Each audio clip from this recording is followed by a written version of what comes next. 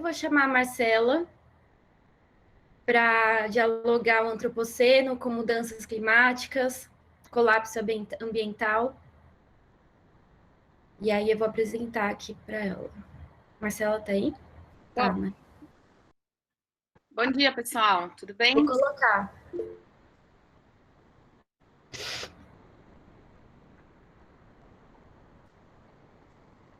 Tá. Bom dia. Eu sou a Marcela. Enquanto a Clécia coloca aí um pouquinho. Eu vou fechar o meu vídeo para conseguir ficar com uma qualidade melhor do áudio, para não travar tanto, tá bom? Aí depois eu abro de novo. Bom, pessoal, vamos lá. Falando um pouco, então, agora sobre a questão, né, puxando um pouco do que o Luiz Gabriel colocou do histórico, eu vou pegar o gancho dele para tratar um pouco da questão das mudanças climáticas, do colapso ambiental, do antropoceno e da grande aceleração. Então, entendendo, eu coloquei esse slide aqui introdutório para, né, dar uma noção um pouco mais geral de como funciona a questão do efeito estufa e das mudanças climáticas, né? A gente tem uma imagem ilustrativa aí do lado, mostrando um pouco como funciona, né, o efeito estufa, e uma coisa que é importante a gente pontuar desde o início é a questão que o efeito estufa é um fenômeno natural, né?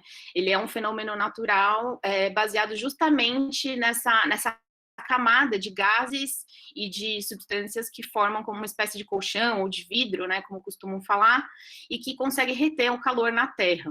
Então, a partir desse efeito estufa natural, a gente consegue ter vida na Terra, né? Porque, de acordo com o INPE, se a gente não tivesse o efeito estufa, a temperatura média da Terra seria em torno de menos 18 graus, né? O que inviabilizaria a vida por aqui. Então, o que compõe esse vidro, né, esse colchão aí, que retém esse calor, né, do efeito estufa? São os gases do efeito estufa, o dióxido de carbono, o metano, e também o vapor d'água, que colabora bastante na retenção do calor. Então, quando a gente aumenta a concentração desses gases de efeito estufa na atmosfera, a gente aumenta a espessura desse vidro, digamos assim, né? Então, a gente aumenta a quantidade de calor que fica retida na Terra e que não volta para o espaço. Então, com essa intensificação da emissão de gases do efeito estufa, a gente começa a elevar globalmente a temperatura, causando as mudanças climáticas. Aí pode passar, que é isso. Aí, um breve histórico aqui, só para colocar alguns pontos que são importantes para a gente entender. Na verdade, o tema das mudanças climáticas, a questão do aquecimento global, é colocado hoje de uma maneira muito mais recorrente, popular, na imprensa, na mídia, mas é um assunto que vem sendo debatido, inclusive, desde o início do século XX, né? Então, aqui nesse breve histórico, a gente tem o final do século XVIII como marco da Revolução Industrial, mas eu acho importante a gente pontuar também que todos os seres vivos, eles causam um impacto na Terra, né? Todos os seres vivos, independente, assim, da ação, está causando um impacto no meio ambiente por estar no meio ambiente. Mas é a partir do século XVIII, principalmente, com a Revolução Industrial, que a gente tem uma intensificação dessas ações no planeta Terra, né? Então, a gente tem um gráfico aí do lado que mostra um pouco quem são os maiores emissores de gases do efeito estufa do mundo, né? Então, a gente tem esse dado mostrando, que é de 2018, mas mostra que a China, né, está disparado na frente, logo em seguida Estados Unidos, Índia, Rússia, Japão e Brasil. Então, a gente tem, na metade do século XX, nessa expansão da produção industrial, Luiz Gabriel colocou também a questão da Segunda Guerra Mundial também, né, com esse grande aumento dos gases do efeito estufa na atmosfera. E a partir de 1990 e 2000, a gente tem os períodos mais quentes dos últimos 1000 anos, né, o que marca também um novo ponto histórico também no histórico das mudanças climáticas. E aí eu fecho esse ponto do histórico falando um pouquinho, né, que esse painel intergovernamental das mudanças climáticas, que é o IPCC, indica que nos próximos 100 anos pode haver esse aumento da temperatura que varia entre os mais otimistas, entre 1,8 graus Celsius e 4 graus, podendo chegar até né, em modelagens mais pessimistas a 6 graus Celsius. Então, a gente entende que passando com o aumento de 6 graus Celsius, é provável que já não exista mais vida na Terra. Sobre o relatório do IPCC de 2019, né, tem essa imagem mostrando um pouquinho como que é a cara desse relatório, ele aponta 4 temas principais ligados ao aquecimento global e às emissões derivadas do uso do solo. Né? Nesse relatório, ele coloca muito a importância do uso do solo como um fator fundamental e chave para intensificar ou mitigar as mudanças climáticas. Então, desses 4 temas principais apontados no relatório, a gente tem mudança no uso da terra, né? Principalmente a questão do desmatamento.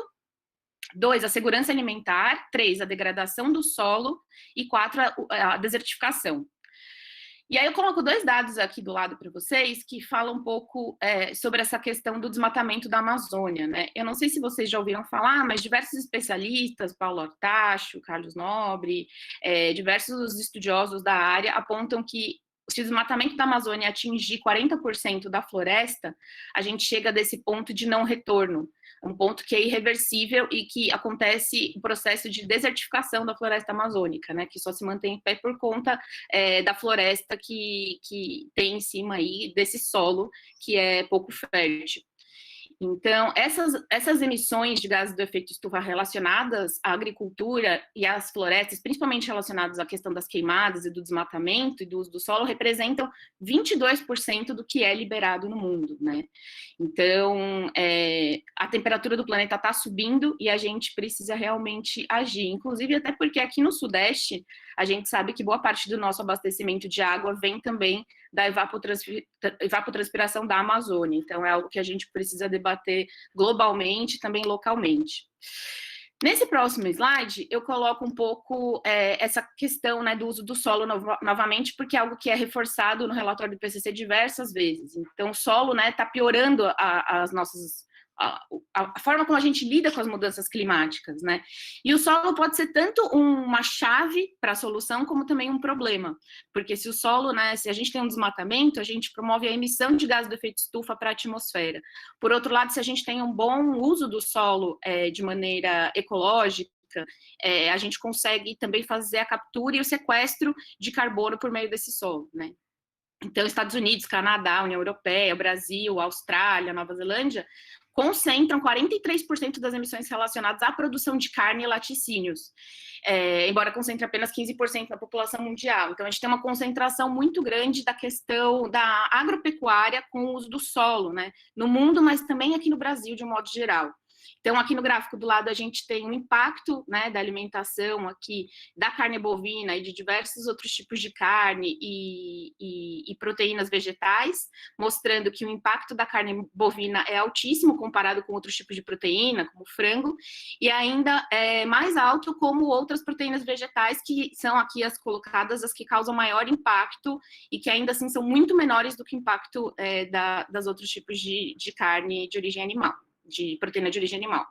Então, eu coloco aqui que os combustíveis fósseis, principalmente petróleo, os derivados, né, o agronegócio, a agropecuária, o desmatamento e as queimadas são pontos-chave para a gente pensar a questão do uso do solo. E aí eu acho muito importante a gente pensar nesse processo de descarbonização, né, de emitir cada vez menos carbono e gás do efeito estufa para a atmosfera. No próximo slide, eu coloco um pouquinho da questão, né, desse sistema capitalista e como que isso colabora para a ruptura do equilíbrio ecológico e para o colapso ambiental. Eu acho que, né, nos noticiários a gente está vendo muito a questão das queimadas, né, que está afetando diversos biomas aí do Brasil, a Amazônia, o Pantanal, o Cerrado, e aí a gente tem esse é um dos exemplos, né, da nossa ruptura do equilíbrio ecológico, mas a gente tem diversas outras que são colocadas muitas vezes como desastres naturais, né, e que a gente sabe que não é natural, tem um fundo justamente da ação humana exacerbada nesse sistema. Então, a gente tem multiplicações dessas catástrofes naturais, entre aspas, digamos. Então, enchentes, secas, furacões, a gente tem também a questão de tornados, enfim, tufões pelo mundo, esse crescimento exponencial da poluição do ar nas cidades, né, que prejudica muito a questão da saúde, o aquecimento global e a emergência climática, porque hoje a gente diz que a gente já não está mais, não podemos mais só falar de mudanças climáticas, a gente está no estado de emergência climática, e que a gente precisa atuar o quanto antes para mitigar. Derretimento de geleiras, o esgotamento dos solos, mais uma vez, a desertificação, perda de biodiversidade, né, e uma nova extinção em massa de diversas espécies, e a poluição alimentar por conta dos agrotóxicos, com somado ao aumento da fome, né, principalmente agora nesse momento de pandemia. Então, eu acho que a gente tem claro que as mudanças climáticas, a emergência climática globaliza e radicaliza cada vez mais a desigualdade social, né? E a gente entende que, de modo que todas as pessoas são afetadas, não são todas as pessoas que são afetadas da mesma forma. Então, exacerba desigualdades entre ricos e pobres, negros e brancos, homens e mulheres, né? Núcleo ou centro e periferia. Então, é uma ameaça a toda a humanidade, mas que afeta de maneiras muito, muito específicas quem já é historicamente mais vulnerável. E aí eu entraria um pouco nessa questão do racismo ambiental, que vai ser tratado mais para frente com a Pamela. Então, basicamente é isso. Então, a gente precisa entender que, né, no novo mapeamento das desigualdades sociais, a gente precisa entender que a justiça socioambiental, a justiça climática perpassam necessariamente por essa consciência de que é preciso acabar com essa polarização entre sociedade e natureza, né? Somos natureza e fazemos parte dela.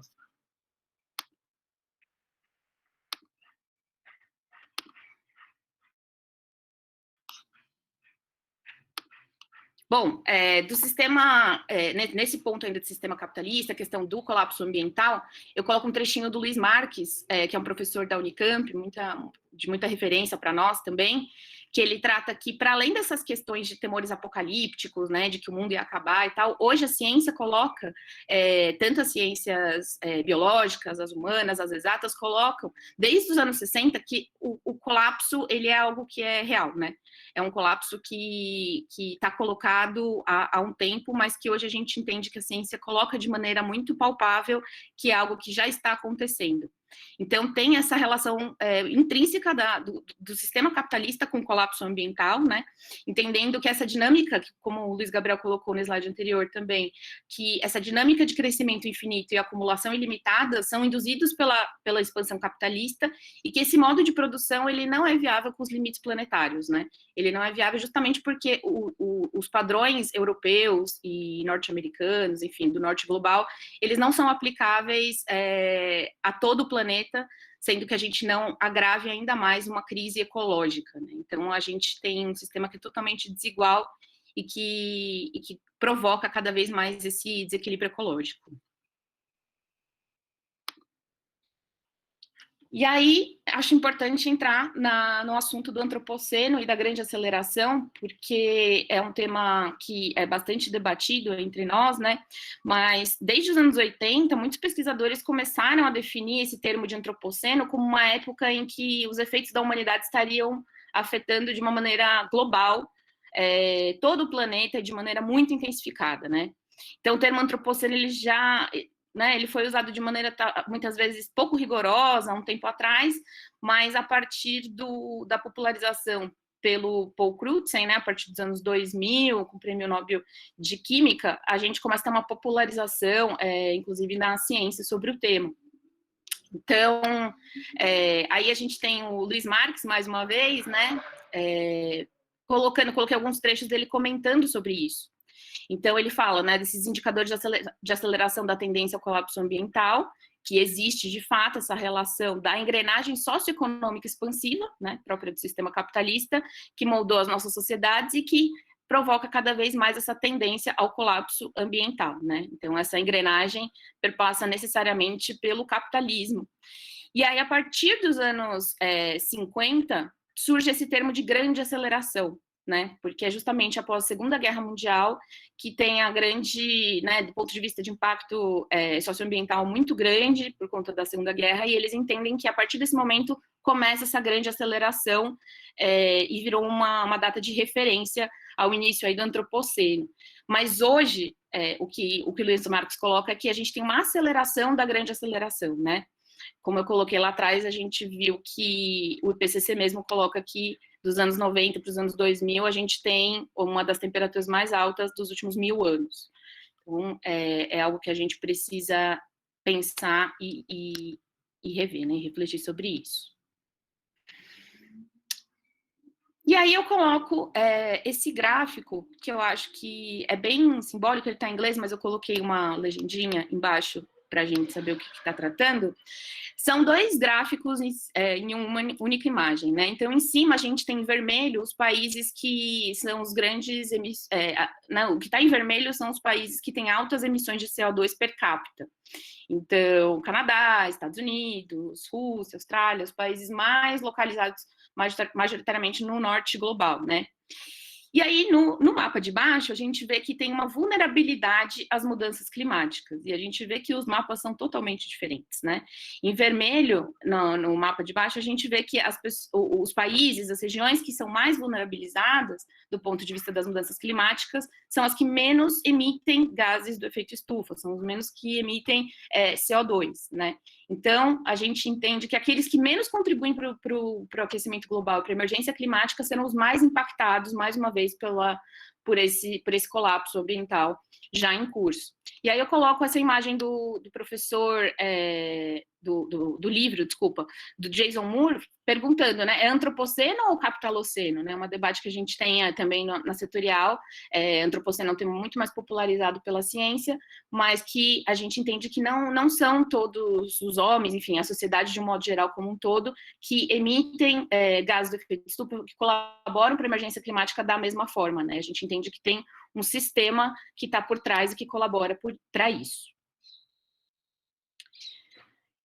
E aí esse mapa também coloca a questão das mudanças climáticas, né, os impactos das mudanças climáticas na segurança alimentar. E mais uma vez a gente tem os países em vermelho, mais forte, e em laranja, que são os mais vulnerabilizados, né? Então a gente vê que os países da África, os países ali da Ásia, a Índia, o Brasil, são os países que estão mais em risco diante das mudanças climáticas com relação à segurança alimentar.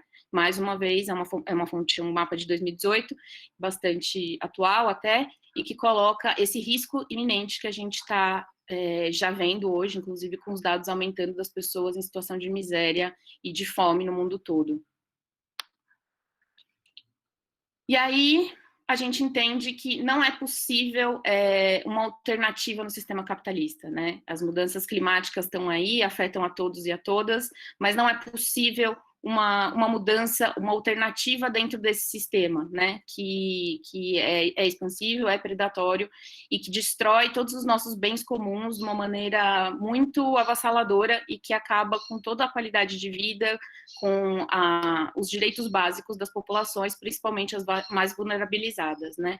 Então, nesse sentido, a gente entende que as cidades têm que forçosamente desempenhar um papel fundamental de mediação, de protagonismo na governança global do clima, mas né, na implementação de processos que são locais para contribuir de uma maneira global, né? Então, a importância das cidades nesse sentido de mitigação dos impactos das mudanças climáticas é fundamental. Então, não tendo alternativas, é preciso que a gente entenda que socialismo é extinção mesmo.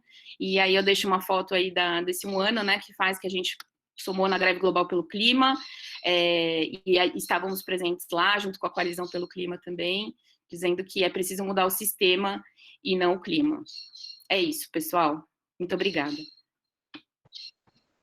Obrigada, Mar. A gente tem 3 inscrições, a primeira é do José Tabaco, a segunda é coletiva e a terceira é do Clóvis. 2 minutos para cada um e depois mais 3 de comentários da Marcela. José, primeiro. Olá, sou o Tabaco do Núcleo Jabaquara do PSOL. Eu acho que eu gostaria de saber como é que a gente vai fazer para mobilizar as pessoas, para criar grupos de trabalho, para começar a pensar e debater na cidade do futuro, uma cidade que não agrida a natureza. Uma cidade, eu imagino que o ideal seria uma cidade de 200 quilômetros quadrados, onde 50% seria área de preservação, 99 quilômetros quadrados de área de produção de alimentos e produção industrial, e 1 quilômetro quadrado área urbana, onde não é necessário automóvel, 100 mil pessoas em 1 quilômetro quadrado. Prédios, o meio de transporte é o elevador. Eu acho que a gente precisa modernizar, precisa começar a pensar e debater. Isso é uma ideia. E a ideia é planejar para ter pleno emprego e salário digno para todo mundo. Então, eu acho que é isso aí. Obrigada. Agora é coletiva. 2 minutos. Olá a todas e todos. Fico muito feliz em estar participando desse momento, né? Eu sou de Recife e aqui eu tenho eu fundei um movimento ambiental chamado Show Plástico e a gente trabalha educação ambiental, modelo de limpeza. E eu fico muito feliz quando eu encontro várias pessoas pautando e preocupada com o meio ambiente. Eu queria fazer uma perguntinha para a Marcela. Quando a gente fala sobre combate, né, à crise climática, é essencial, né, para que a gente trate também, porque a gente sabe que o problema da crise climática vai muito também com as questões da própria cidade, né, como alagamento e tudo mais. Eu queria saber mais um pouco dela, o que a gente, como candidato, pode trabalhar para combater essa crise climática na cidade, como proposta mesmo. Clóvis, 2 minutos. Bom, primeiro, bom dia a todos. E a importância desse debate, mas, bom, como se entrar já direto no tema aqui. Pegando o relatório do IPCC, você dá quatro pontos, né? Mudanças da segurança alimentar, degradação do solo e desertificação, e todos eles estão relacionados. Para nós, né, a importância de pensar a superação do neodesenvolvimentismo. Se a gente pensar os governos petistas, o papel que os governos petistas teve nos 13 anos, na verdade, quando eles partem para a primarização da economia, que é o agronegócio, né, a gente vê o Lula, às vezes ele está com o banner da MST, mas ao mesmo tempo ele está com setores empresariais, o agronegócio, o estímulo à exportação de commodities. O Brasil, né, virou um grande exportador de commodities, e isso causou uma série de problemas, né, porque a expansão das fronteiras agrícolas acaba provocando a violência no campo, provocando a violência contra indígenas, contra comunidades quilombolas, e esse é um ponto, porque também entra a segurança alimentar, a relação com o agronegócio tem, porque você tem os alimentos ultraprocessados, né, que são danosos para a saúde. Para nós, a esquerda, assim, a importância de superar todo esse ponto. E também um problema que nós tivemos, e aí é uma autocrítica do pessoal mesmo, quando o Boulos, candidato a presidente, ele defendendo lá o pré-sal, né, que entra em contradição com o uso, com a mudança no uso da terra, e entra nas questões climáticas, né, porque a emissão de combustíveis, como a gente pensa só essa superação, né, e avançar na consciência, né, do conjunto da população.